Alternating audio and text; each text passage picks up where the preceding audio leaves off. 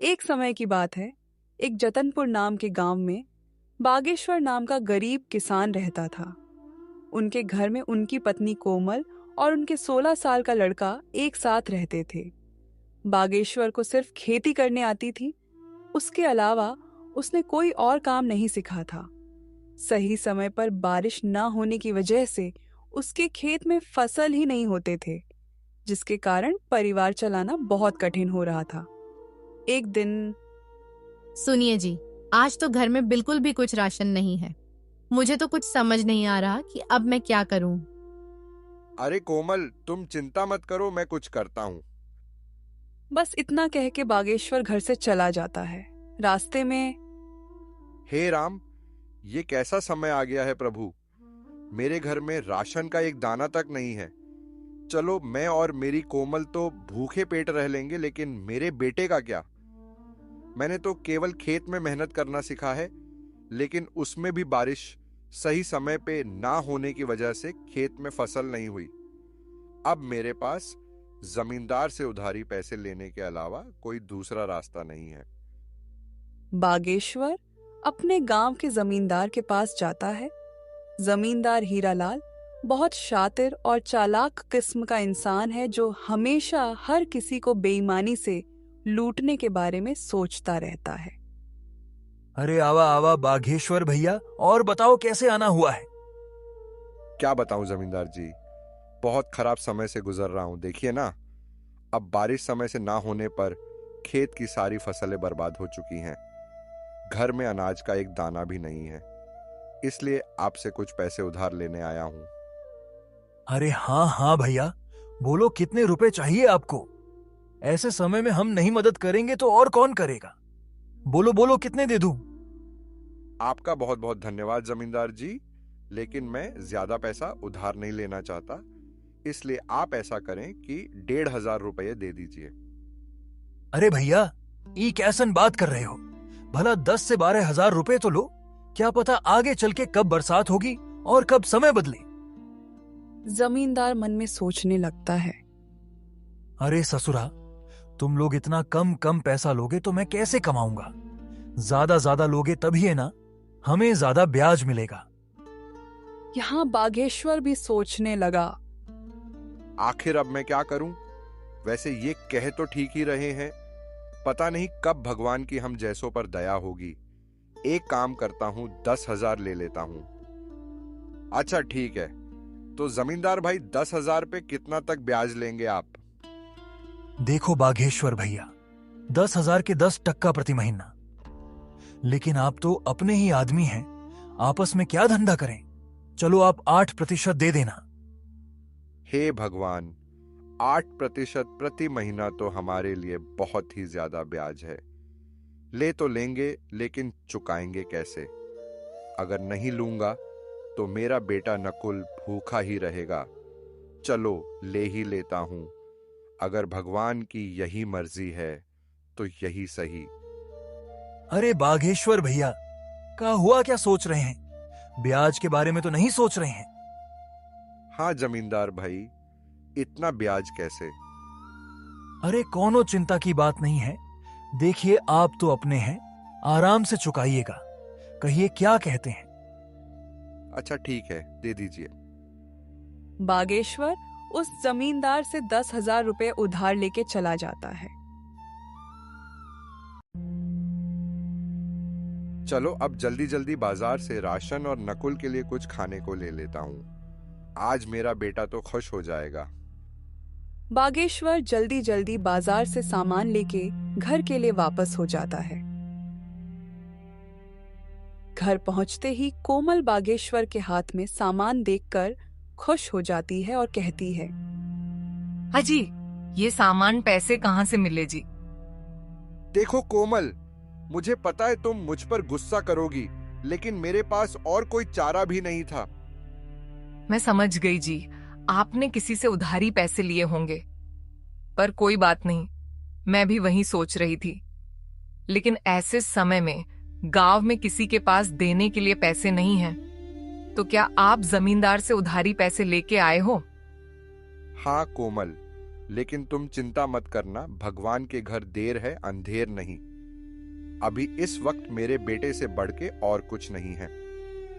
हाँ, आप कह तो सही रहे हो, लेकिन वह जमींदार बहुत चालाक और बेईमान है। वह बहुत ज्यादा ब्याज लेता है और समय पे पैसे ना देने पर खेत या घर छीन लेता है। आपने कितने रुपए उधार लिए? मैंने तो 1,500 ही मांगे थे, पर उसने कम से कम 10,000 या उससे ऊपर लेने बोला, इसलिए मैंने 10,000 ले लिए। सुनो ना कोमल, अब मेरे बेटे के आने का टाइम हो गया है। मैंने ये कुछ सामान लाया है, जाओ सबके लिए कुछ अच्छा सा बना दो। जी, आज तो मेरा बेटा खुश हो जाएगा। इतना कह के कोमल रसोई में चली जाती है। कोमल ने बहुत ही स्वादिष्ट खाना बनाई। खाने की खुशबू पूरे घर में महक रही थी। वाह कोमल, तो अपने बेटे की मनपसंद खीर बना रही हो। दोपहर में नकुल घर आ जाता है। अपना पसंदीदा खाना देखकर वो बहुत खुश हो जाता है। बड़े दिनों बाद बागेश्वर के परिवार में आज सभी के चेहरे पर खुशी थी। माँ, खाना तो बहुत बहुत ज्यादा स्वादिष्ट था। आज तो सच में माँ, मजा आ गया। अच्छा पापा, मेरे दोस्त सोमनाथ ने आज मुझे बुलाया है। कह रहा था कि आज वो मुझे अपने पापा से मिलवाने वाला है, इसलिए मैं वहां जा रहा हूं। 1-2 घंटे में वापस आ जाऊंगा। ठीक है बेटा, जाओ, लेकिन संभल के जाना और संभल के आना, ठीक है?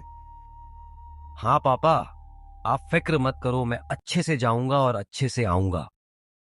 इतना कह के नकुल घर से निकल जाता है।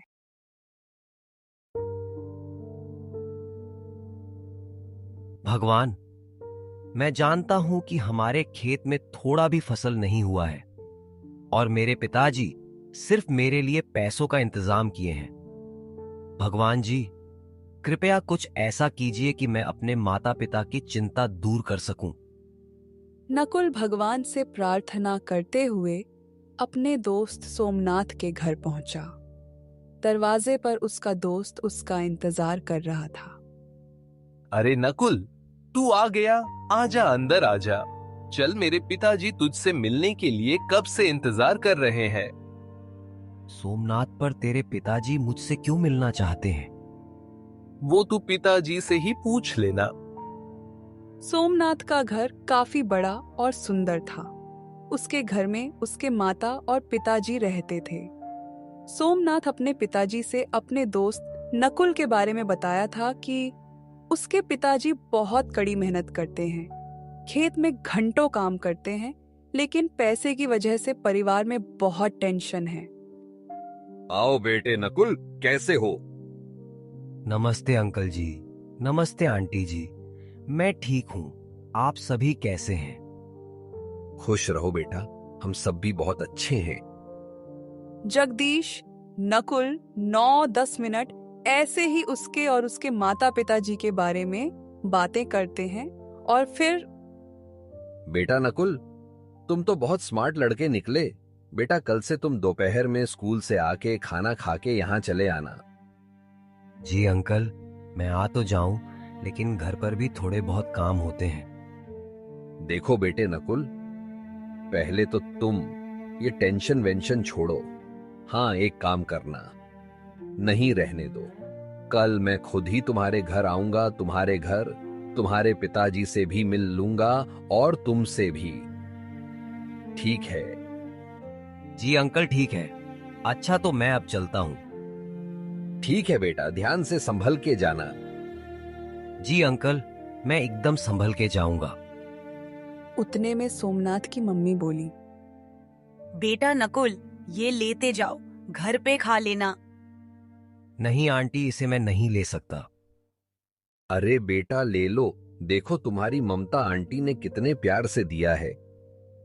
नकुल वह थैली ले लेता है, पर उसे समझ नहीं आता कि सोमनाथ के पिताजी उसके पिताजी से क्यों मिलना चाहते हैं। जगदीश अंकल तो बहुत अच्छे हैं, उन्होंने मुझसे कितने प्यार से बात किए, और आंटी भी बहुत अच्छी हैं, उन्होंने मेरा कितना ख्याल रखा, पर वो मेरे पिताजी से क्यों मिलना चाहते हैं। यही सब सोचते हुए नकुल घर पहुंचा और उसने सोमनाथ के माता और पिताजी के बारे में बताया। देखो कोमल, हमारे नकुल को कितना अच्छा दोस्त मिला है। चलो बेटा, ठीक है, तो कल आएंगे सोमनाथ के पिताजी। हाँ पिताजी।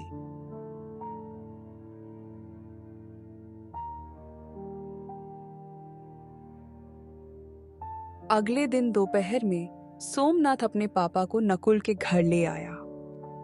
अरे बेटा नकुल, घर में नहीं बुलाओगे? अरे सर, आइए आइए। अरे कोमल देखो, हमारे नकुल के दोस्त और उनके पापा आए हैं।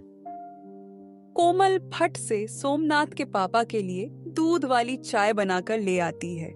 चाय पीने के बाद जगदीश जी बागेश्वर जी से कहते हैं, सुनिए बागेश्वर जी, मैं आपसे थोड़ी बात करना चाहता हूं। जी सर, कहिए क्या कहना चाहते हैं।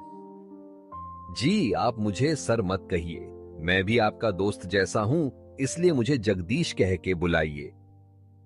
अरे अच्छा ठीक है, जगदीश जी बोलिए, आप क्या कहना चाहते हैं। जगदीश बागेश्वर को घर से थोड़ा बाहर ले जाके कहते हैं, बागेश्वर जी, मेरा बेटा नकुल को अपना बहुत अच्छा दोस्त मानता है। उसने मुझे बताया कि नकुल बहुत समझदार और अच्छा लड़का है, पर गरीबी के कारण से वो पढ़ाई छोड़ने की बातें कर रहा है। भगवान की दया से अब जाके हमारा सोमनाथ खुश रहने लगा है, नहीं तो पहले वो सिर्फ अकेला ही रहता था, क्योंकि उससे कोई दोस्ती ही नहीं करता था। अब क्योंकि आपके नकुल के कारण से मेरा बेटा खुश है, इसीलिए मैं उसकी पढ़ाई की फीस भरना चाहता हूं। आप अब टेंशन भूल जाइए, समझे? बागेश्वर की आंखों में आंसू आ जाते हैं। आपका बहुत बहुत धन्यवाद जगदीश जी, आपने मेरी चिंता दूर कर दी। बस उस दिन से नकुल की पढ़ाई की चिंता दूर हुई। अब नकुल सोमनाथ के घर खेलने जाने लगा था। ऐसे ही एक दिन सोमनाथ के पापा कहते हैं, नकुल, सोमनाथ बेटा यहां आओ। वह दोनों जगदीश के पास जाते हैं। बेटा तुम दोनों बताओ, तुम में से कौन शेयर मार्केट के बारे में जानता है? नकुल बेटा, पहले तुम बताओ। अंकल, मैं इसके बारे में पहली बार सुन रहा हूँ, ये क्या होता है? और पापा, मैं बस इतना जानता हूं कि शेयर मार्केट में शेयर खरीदा और बेचा जाता है। अच्छा सुनो, अब कल से तुम दोनों मेरे साथ आधा घंटा बैठोगे। मैं तुम दोनों को अब कुछ सिखाना चाहता हूं।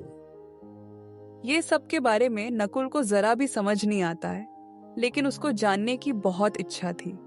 तो उसने सोमनाथ के फोन पर गूगल सर्च किया, तो जो उसने देखा वो देख के चौंक गया। और फिर अगले दिन अंकल, मैंने गूगल पर सर्च किया था कि शेयर मार्केट क्या है। क्या सच है अंकल कि हम वहां से पैसे कमा सकते हैं? बेटा नकुल, ये बिल्कुल सच है कि कोई भी शेयर बाजार से पैसा कमा सकता है।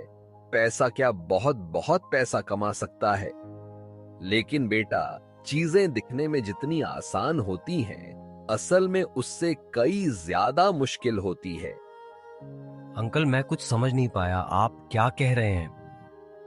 मैं ऊपर वाले कमरे में जा रहा हूं, अपने दोस्त को लेकर वहीं आ जाओ, मैं अब सब कुछ वहीं बताऊंगा। ठीक है अंकल। उसके बाद 5 मिनट में नकुल और सोमनाथ ऊपर वाले कमरे में जाते हैं। वहां वो लोग देखते हैं कि एक बहुत बड़ा कंप्यूटर है, एक लैपटॉप है, एक टैबलेट पर बहुत सारे अलग अलग चार्ट खुले हैं। मिनट मिनट में लाल या हरी मोमबत्तियां बन रहे हैं।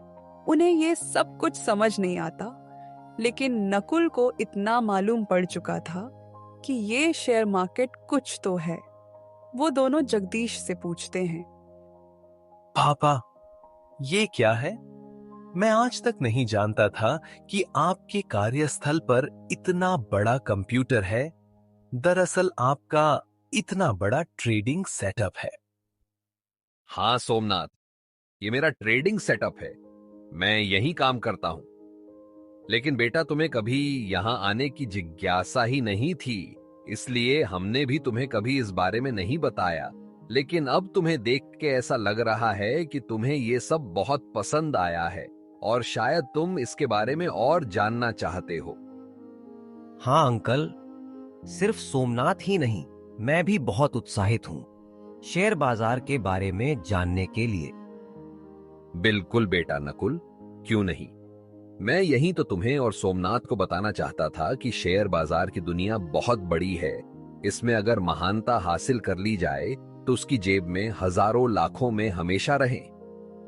अच्छा, तो तुम दोनों अब यहां से जाओ, नीचे खेलो। लेकिन हाँ, कल से मैं तुम दोनों को थोड़ा थोड़ा बाजार के बारे में बताना शुरू करूंगा। पापा, मुझे पता है कि अब मेरा दोस्त इसे सीखने के लिए बहुत उत्साहित है। अब उसका खेलने में मन नहीं लगेगा। उसका क्या, मेरा भी नहीं लगेगा, क्यों नकुल?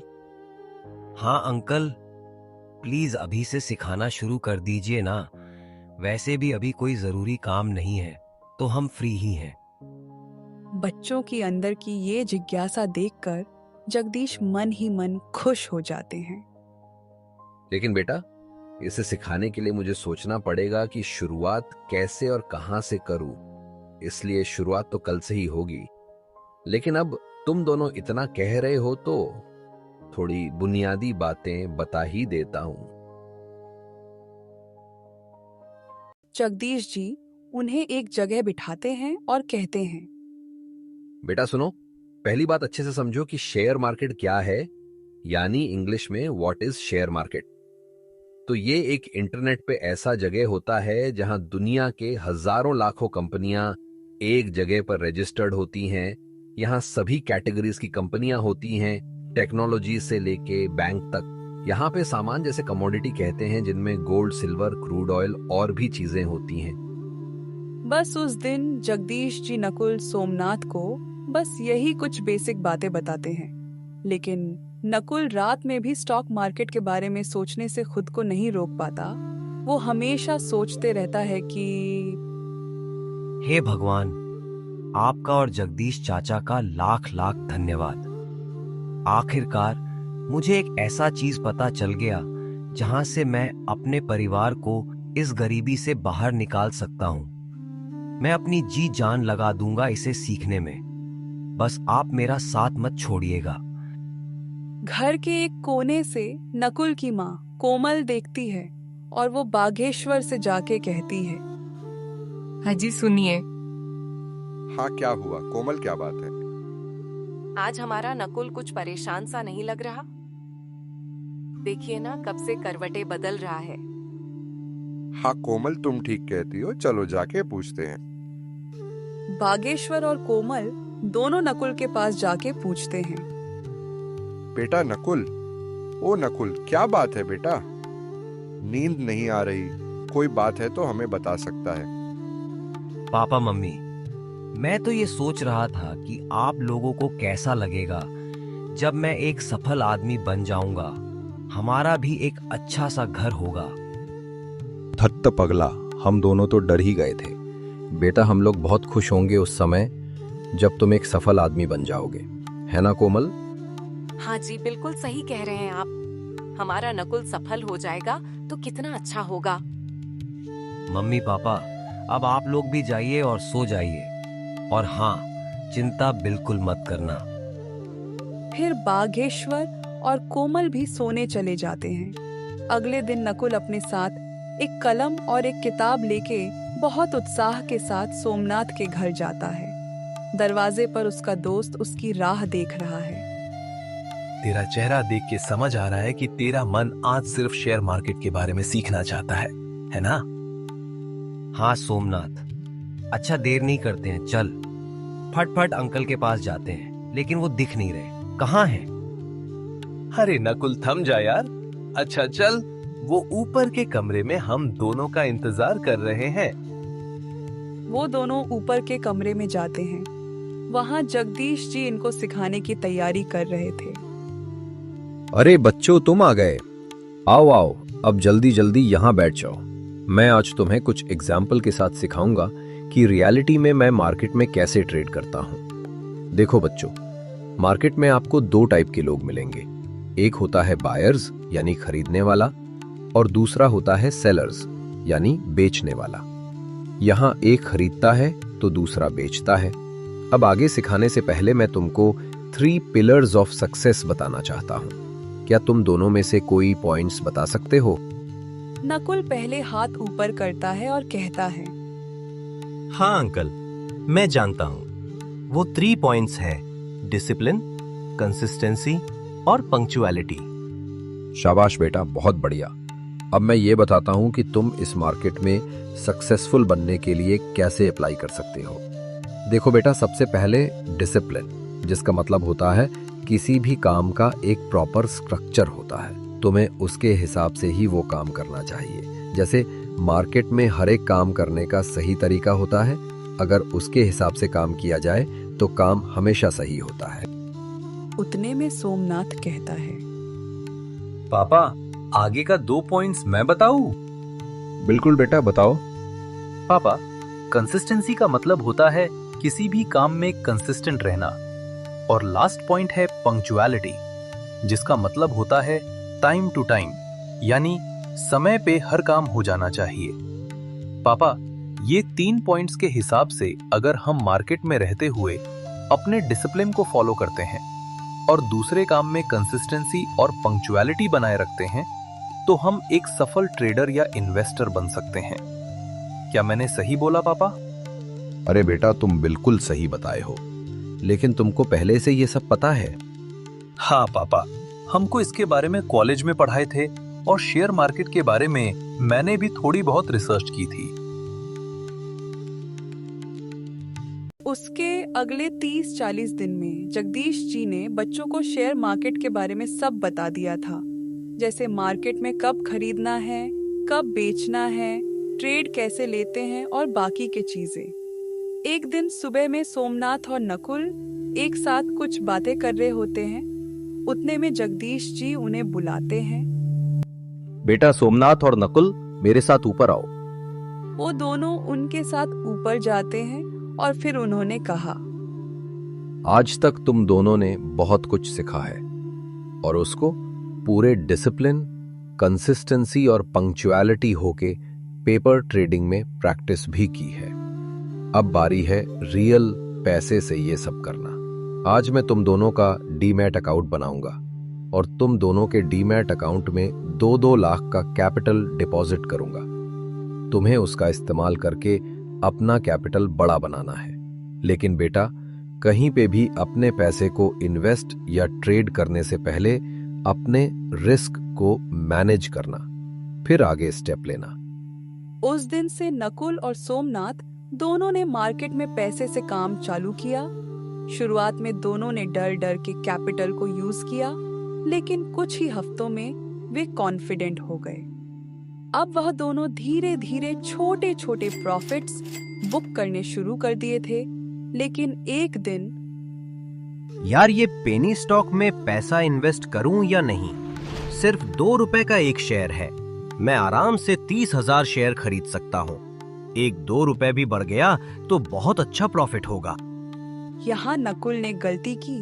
उसने कंपनी के बारे में रिसर्च नहीं किया। उसने सिर्फ प्रॉफिट को देखा और लालच में उसने वो शेयर खरीदे ली। खराब किस्मत से उस स्टॉक की कीमत 1.5 रुपए से गिर गई। हे भगवान, ये मैंने क्या किया? ये कैसे हो गया? मुझे ऐसा नहीं करना चाहिए था। मैंने अपने रिस्क मैनेजमेंट पर ध्यान नहीं दिया, डिसिप्लिन को फॉलो नहीं किया। 45,000 का नुकसान। अब मैं क्या करूं?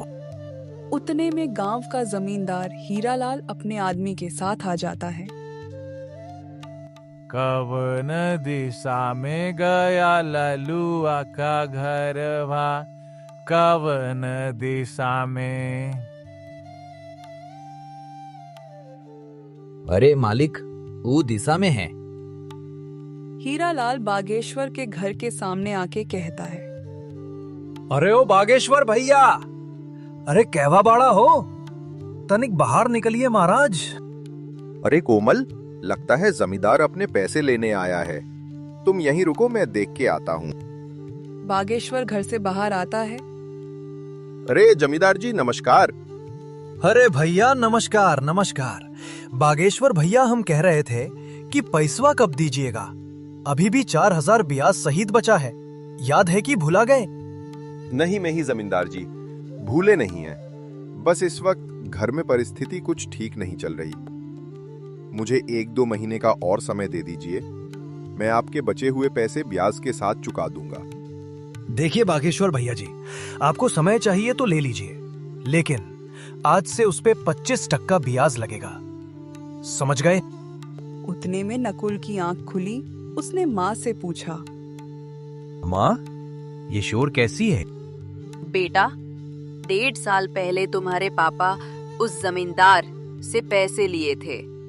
हमें कुछ पैसे अभी देने बाकी है। वो वही मांगने आया है। नकुल घर से बाहर आता है और जमींदार से कहता है, प्रणाम जमींदार जी। अरे खुश रहा बचवा, हमेशा सम्मानित जीवन जियोगे तुम। तनिक अपने पिताजी से कहिए हमरा पैसा लौटा दे जल्दी से। नकुल अपनी जेब से मोबाइल निकालता है और कहता है, कहिए जमींदार जी, आपके ब्याज सहित कितने रुपए हुए हैं? बबुआ, तुम दोगे का? बताओ। हाँ कहिए, कितने हुए? ए जी सुनो, हमको जरा डायरिया दो, जरा चेक ना करना पड़ेगा। जमींदार डायरी में देखता है और कहता है, देखा बबुआ, आपके 4,000 रुपया पर 8% ब्याज के साथ 1.5 साल का होता है, सिर्फ 4,576 रुपया। आप अकाउंट नंबर बोलिए, मैं अभी पूरे पैसे आपके अकाउंट में ट्रांसफर कर देता हूँ। हीरालाल अपना अकाउंट नंबर बताता है। नकुल ब्याज सहित पूरे पैसे उसके अकाउंट में ट्रांसफर कर देता है। मैसेज आने के बाद जमींदार वहां से चला जाता है, लेकिन यहाँ बागेश्वर को समझ नहीं आ रहा था कि नकुल के पास पैसे कहाँ से आए। तो उसने नकुल से पूछा, ए नकुल बेटा, ये तुम कैसे किए? हमारा मतलब है कि तुम्हारे पास इतने पैसे कहाँ से आए? इतने में कोमल कहती है, अरे क्या हुआ जी? मम्मी पापा, देखिए आप दोनों शांत हो जाइए। अब आपका लड़का इंटरनेट की मदद से पैसे कमा रहा है। बस वहीं से कुछ पैसे बचा कर रखे थे तो वही दे दिए, समझे पिताजी? अब आप बस चिंता मुक्त हो जाइए। ये तुम क्या कह रहे हो? ऐसा भी भला होता है क्या? इंटरनेट से कैसे कोई पैसा कमा सकता है? पापा, जगदीश अंकल मुझे और सोमनाथ, हम दोनों को शेयर मार्केट में काम कैसे करते हैं सिखाए थे। बस मम्मी पापा वहीं से हम थोड़े बहुत पैसे कमा रहे हैं। लेकिन अब आप लोग अपने सपने सजाने शुरू कर दीजिए, क्योंकि अब हमारा भी समय बदलने वाला है। ये सुन के कोमल और बागेश्वर दोनों ही बहुत खुश होते हैं। अगले दिन जब नकुल जगदीश जी से मिला तो उसने बहुत ही नरम आवाज में उनसे कहा।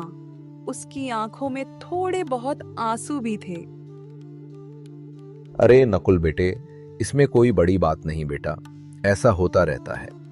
लेकिन जब तुम अपने आप पर कंट्रोल रखोगे, वो 3 पॉइंट्स को जितना फॉलो करोगे, तुमसे ये सभी गलतियां उतनी ही कम होंगी और तुम्हारा पोर्टफोलियो उतना ही बड़ा होगा, समझे ना बेटा? इसलिए अब ये सब भूल जाओ, ठीक है? और जितने पैसे बचे हैं उतने से ही फिर शुरुआत करो। ऐसा सुनने के बाद नकुल को थोड़ा अच्छा लगता है और वो उस दिन से कहीं भी अपने पैसे को इन्वेस्ट या ट्रेड करने से पहले बहुत अच्छी तरह से सोचता है। ऐसे करते करते 6 महीने बीत जाते हैं। अब सोमनाथ का 2 लाख रुपया अब 9 लाख और नकुल का 2 लाख 7.5 लाख बन चुके थे। एक दिन रात में नकुल ऐसे ही न्यूज पढ़ रहा था, तभी उसने एक बिटकॉइन के बारे में आर्टिकल पढ़ा और फिर वो सोचने लगता है। ये आर्टिकल पढ़ने के बाद मार्केट में बिटकॉइन का दाम गिरेगा और बहुत से लोग जिनके पास पहले से बिटकॉइन होंगे वो बेचेंगे, जिसके कारण से बिटकॉइन का वैल्यू बहुत कम हो जाएगा। अभी एक बिटकॉइन का वैल्यू 19,500 रुपए है। चलो, जैसा होगा हम उस हिसाब से रिस्क को मैनेज करते हुए काम करेंगे। चलो, अभी सो जाता हूं। अगले दिन सुबह में, सुनो माँ, मैं सोमनाथ के यहाँ जा रहा हूँ। सुनो बेटा, वही टेबल पर मैंने खीर डब्बे में पैक करके रखे हैं, अपने दोस्त के लिए लेते जाना। जी मम्मी, मैं ले जा रहा हूँ। और हाँ, संभल के जाऊंगा और संभल के वापस आ जाऊंगा। उस दिन वो सोमनाथ और जगदीश जी से उस समाचार के बारे में बात करता है और फिर जगदीश जी कहते हैं, बेटा नकुल, मुझे अच्छा लगा कि तुम अब सोचने के बाद डिसीजन लेते हो।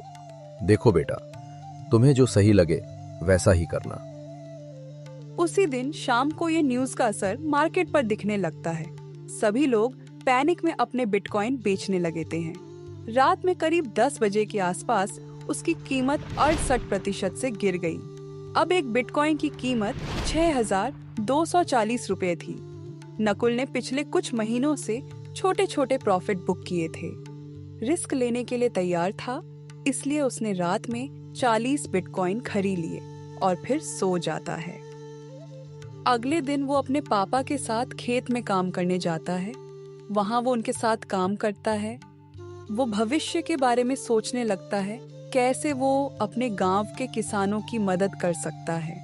3.25 महीने बीत जाते हैं और फिर एक दिन 2-3 महीने बीत चुके हैं। जरा बिटकॉइन देख लूं कैसा चल रहा है।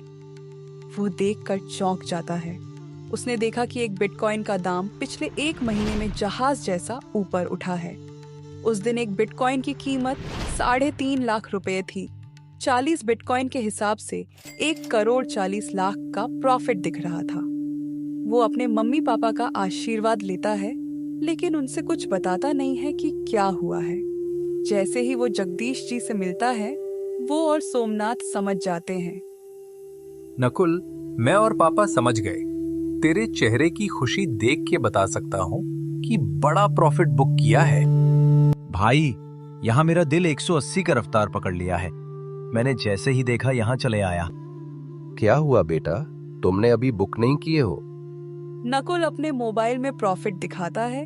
जगदीश जी और सोमनाथ दोनों चौंक जाते हैं।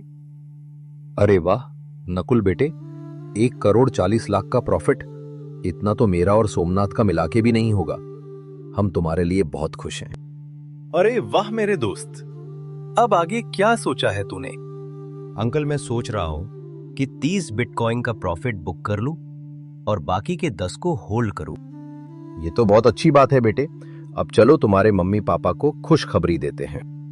इतने में सोमनाथ की मम्मी आ जाती हैं और कहती हैं, अरे कौन सी खुशखबरी की बात हो रही है? वो सभी नकुल के लिए बहुत खुश होते हैं और मिठाई का डब्बा लेके उसके घर पहुंचते हैं।